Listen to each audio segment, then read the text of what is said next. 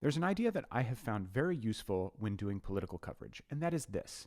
It's that people tend to gravitate towards movements or political figures who speak to their needs. The reason I think this is a useful framework is because it can help explain why there are people who believe things that to you might not make any sense. The reason they believe them is because they have different needs than you do. I have found this idea to be particularly useful when doing coverage of the Make America Healthy Again, or MAHA movement.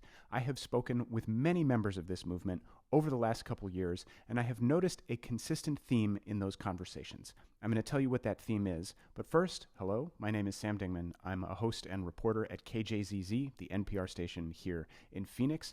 Follow me for stories at the intersection of arts, culture, and politics. If you are not a member of the MAHA movement, you may look at the fact that folks who are members are supportive of ideas like Tylenol causing autism or beef tallow being at the top of the new food pyramid, and you might think those ideas don't make any sense. But consider this. Every single MAHA person that I have spoken to in the course of my reporting has expressed that at some point they suffered a devastating personal tragedy. Maybe they developed a chronic, debilitating illness. Maybe they had someone in their life die unexpectedly in a way that seems like it should have been preventable.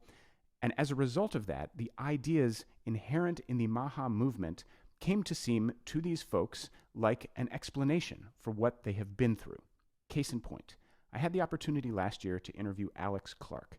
Alex Clark is the host of the Culture Apothecary podcast. Alex's podcast is one of the most popular health and wellness podcasts out there. She is a leading voice in the MAHA movement.